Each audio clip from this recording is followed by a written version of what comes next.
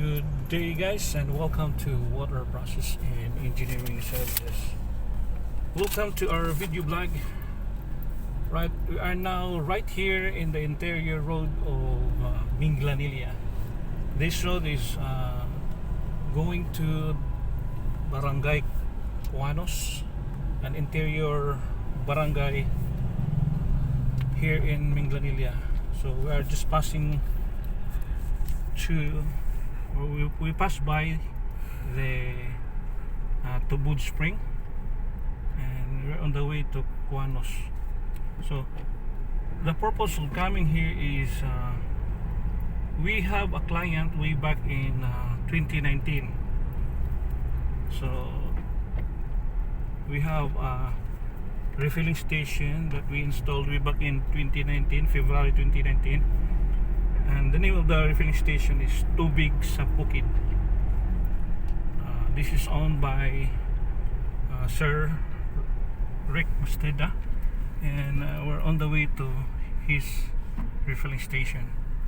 So this is a narrow road, two-way road, but it's very narrow, and we're going to check because we have a conversation through the messenger that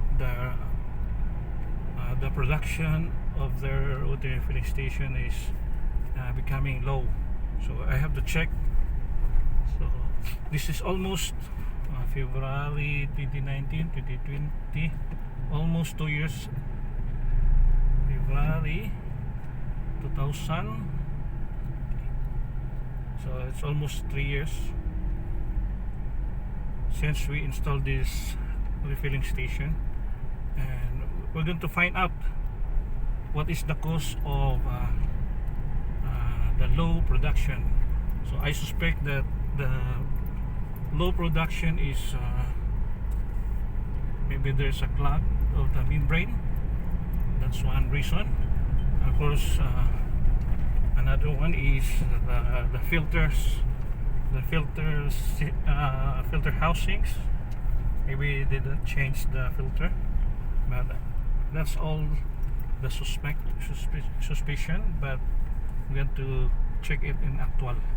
So hang on as we pass through this narrow road. So we're about to, how many I think half kilometer more to go before we arrive to the refilling station. So I'm going to pass by a small river. I guess that this is the river. Alright, this is the river. Okay, that's the river over there.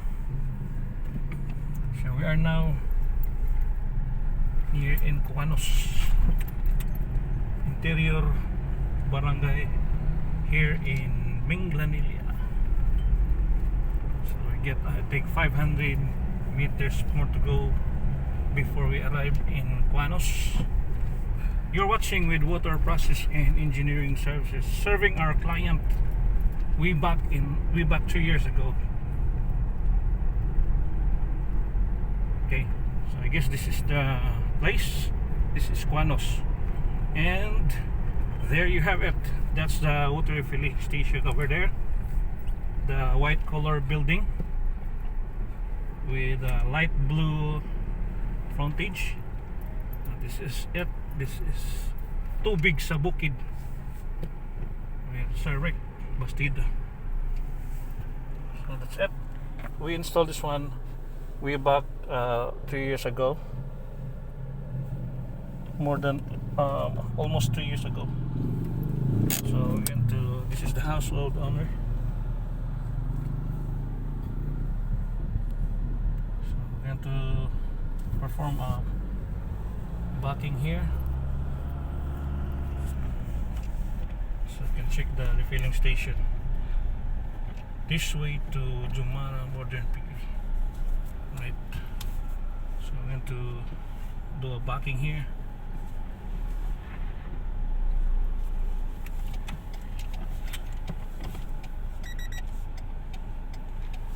So that's the house on the owner, Sir Rick Bastida, and that's the office of Sir Rick over there.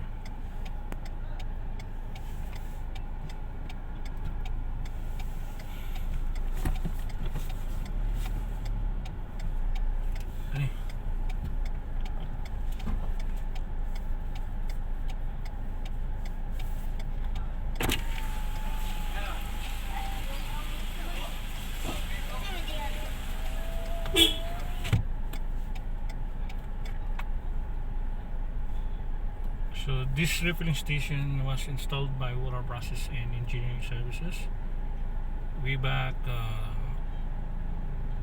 almost 3 years ago. Tubig sa bukid with so Rick was there. So we just arrived and we're going to check the inside. Tana. Tana ng babae. Day, tana to.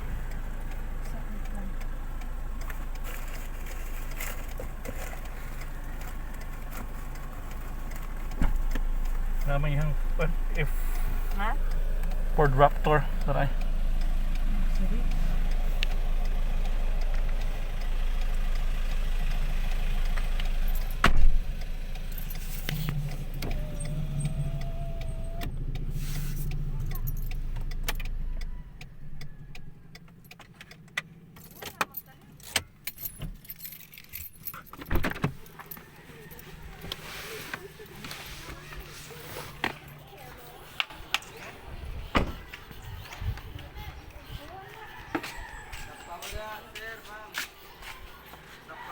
Asa tong babae na sulod dito?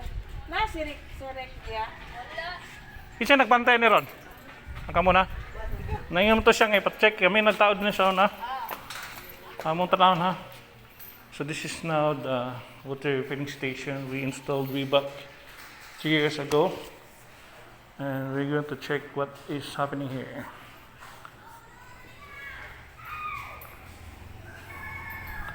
Ito yun. Unsay kan ani day? Unsay problem aning refilling ni sir? Ang tawag. Kato si ko, katong tigwang taon na wala ka siya? Hmm?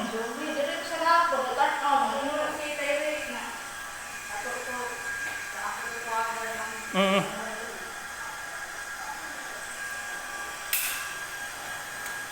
Okay lah.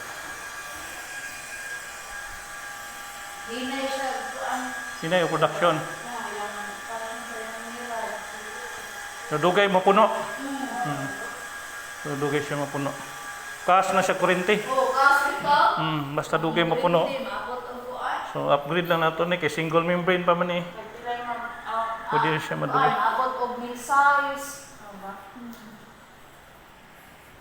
Okay.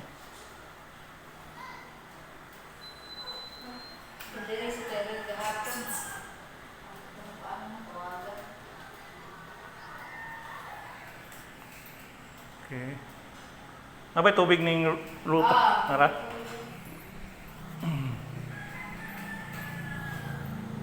Kaya ang waste niya, hinay man sad. Hinay.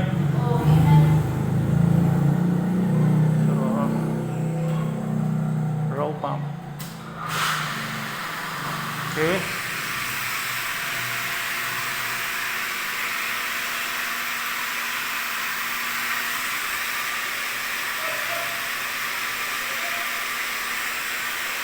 Kano sa mo nagilis og mga filter? Ha? Kano sa mo nagilis og mga filter? Kani siya monthly man eh. 1, 2, Adugay, nagilis sila ang tawa sa kanya kay tuduan pa niya.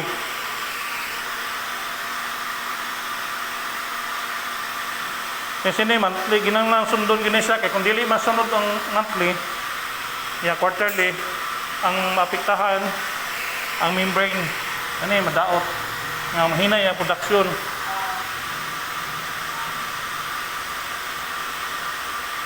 Diga yun na.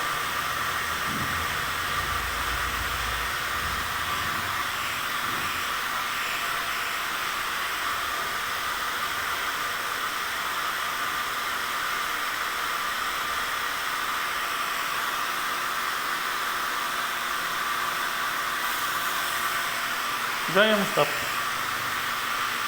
Uy.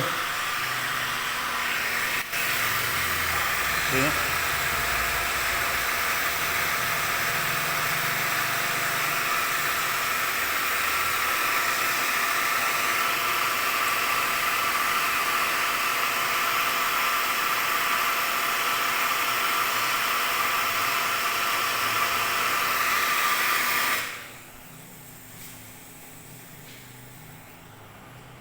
Okay.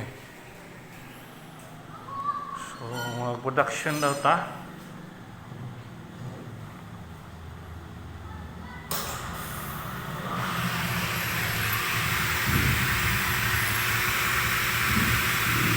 Lumones siya. Instead na 1.5 gallons ang iyahang production, nanalang ta sa 0.4. Oh, 0.4. So dugay gid siya mapuno. Nag-process naman siya, oh. Process siya. So ang wastewater mo ni. Okay. Then ang product niya, kanaw na to, check na to dali.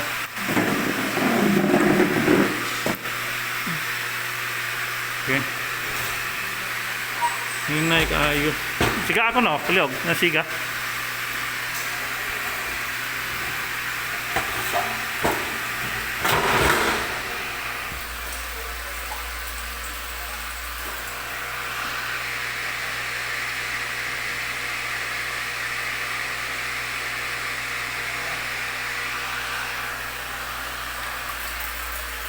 Hinay kaayo.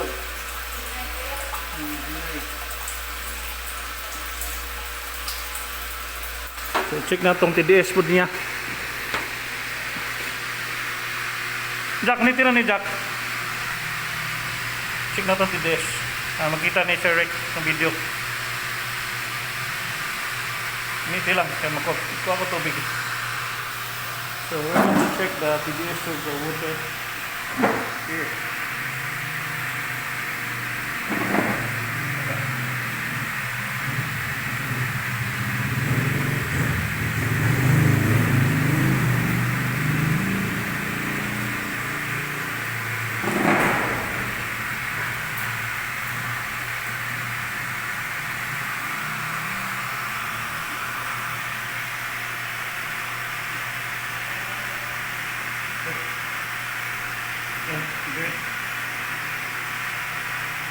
Iluin na. Check na itong TDS. Pila yung TDS ninyo. Okay. So na 13 parts per million. So dili na ni kapasar sa DOH. Kaya ang approved sa DOH is 10 below. So 13 muna actual karon. So atong i-check kung sa'yo problema ni. Muna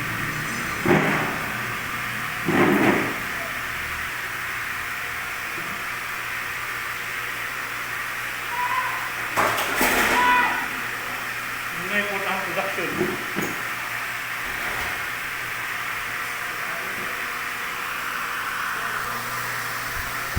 So Sir Rick, mauna niya ang production karon. 0.4 gallons per minute. So ang standard sa one membrane na din nga portion 1.5 gallons per minute. So ang membrane clog na ni siya. Nga i-check po nato ang mga filters. Ano sa last niya kilis ni? Last month lang. Last month, asay na ilis sa last month ni. Ana? Kami. Kanit, kato man yung murag duha ka buknit. Net? Katong carbon black ba? Ang kanila. Ano, muni carbon black ka siya. Muni carbon black. Nalisa na siya. Oh. Nalisa na siya. So duha kay nani. Tubak ko ni. Oh. Kini na ilisan po niya siya. Yan. Oh, anong muna siya ikwan, sediment filter na siya. Ah. So okay. So ang problema ni ang membrane. Ha? Ang membrane kani. Kani. Kay Ang production niya perti may naya niya. Oh. Amo sa kita na yung pressure diri boss. So, unsa mo hinya ni kay yung pressure niya. Lahi lagi ani niya diri. Mataas yung pressure diri. Ani? 3. 3 Ang diri niya. Sampai diri. Sampai ko do 3. hugaw na siya. Ano siya? Oh, tungod kay clog na ni siya. Sa pagkali mo sana. Sana ang iyang membrane. Kay inyong DDS sa naman sa 14 naman wala pa hindi siya kapasar. So ang pasado sa DOH pag na 10 sa inyo kay 14 kasi lisa na siya. Lisa na sa una. Dugay na nila Lisa. Dugay na. 1 year na siguro tukpin. Turing ka. Nagkasunod po ba? May nagsunod. Nakundong ni ilang buwan. Ano po doon eh? Okay, during na. Sakit ng during. Standby din eh. Oo. Hinay na siya production. Tapos yung wish. Doktor ng wish. Kani siya normal na ni siyang hugaw kay wish man eh. Kani siya may dili normal kung mahugaw na siya. Kay mo man niya purified. Okay. Kana siya pwede ra sa nalimpyuhan. Adrihan ni siya dire. Naano cotton buds. Cotton bud, okay. Cotton buds siya. Pwede ra pagka ng steak na yun. Pwede ra. Cotton. Pero okay ra pag dili kay pero batay lang siya tanawon. Nalimpyuhan. Pero why ko daw na siya kay mo man ang tubig ka gas yo. Mo na waste water. Concentrated water. So kung dili sa pang mga pang. Dili na pump, okay na ng pump. Membrane na siya. So nag-backwash pa ni Japon. Ato na i-check kung kapalungan. Kaya atong tanawon ko ang iyang schedule sa iyang backwash wa ba na reset. Check na to.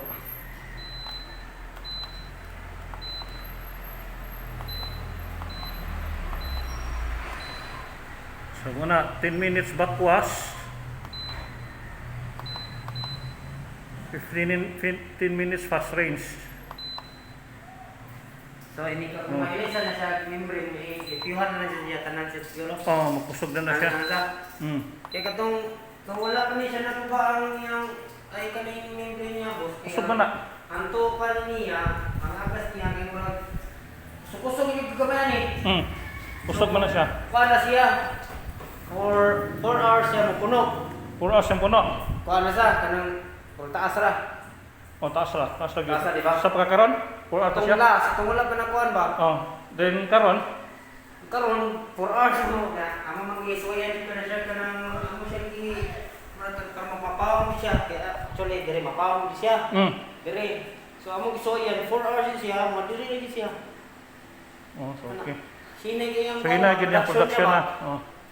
So wala, may kuan may direct na kina di production sa tubig. Mas mayra sa inyong gikuan kay aron ang dagan sa kuryente maubos na sad siya. Nga dali ra pud yung mapudo ang iyang. Dali na siya mapuno.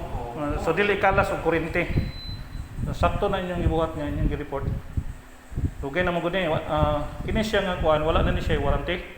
Kay amo ang warranty ani is 1 year warranty naman. So sobra naman na hapit na 3 years. Almost 3 years na. So mo recommend na lang mini Sir Rick, kan pa man ni natukod nga February 2019. Mo ni siya natukod. So para mo upgrade pud niya ni dakuon nimo uning dako. Imo ni siyang 13 by 54 kay ni maron 10 man ni siya ron. 10 by 54 man na siya para dugay siya mo hard nindot lami ang tubig. So kanni i-upgrade kung sugot siya. Pwede ra sa dili pero kung gusto siya higher do quality nga dako ang production, padak-an Nga kini padak-an dia. I-dual ni mo duha kay nani. Imo duha kay nani. Pila may inyong production kada adlaw dire? Diya mo pagkakuan sa mong kuan kay mao binig sa mong kuan rin. Kung tuduhon gyud og kanang naay kuan, pila pinakadako ninyong pinakadagan ng production? Abot og pila? Sa pinakataas mo 30 kapin. May ra dai no, may ra. Dili kay sagara mga alis mo pigi tagadiri naman. Tagadiri ra man no. Napa ba ino tao si babaw ngagian nami agianan? Ano niya? Bugaan na. Kadong naman ito, kanang taon. Asa nang laos dagsadaha pa dong to? Diya ana. Bilpal? Kung ana na ay ana nandan. Lapos na kung ari ka diri right, Bilpal lapos. Kung ari ka diri lapos ito kalbasaan Kapusiti. Kapusiti. May kasada dia. Ang Kapusiti kay wala pa. Ang kanila diri anak Bilpal. Sige. So this is it, the situation right here in Tubig sa Bukid with Sir Rick Bastida. So the problem here is the membrane, clogged membrane, of course the hardness of the water. So nagsige mong kan og asin? Oh. Isa na naman muna. Bago po minagpan ng asin. Importante nga nagid mo yung asin. Asa mo nagpalit ka og asin? Papalit pa man sa bigang Pwede ra mo palit dito sa among tindahan. Pila man ang Dool sa sack, 280 ra mo ang per sack. Okay. Oh. Ingat ini asa man dapat tindahan niyo.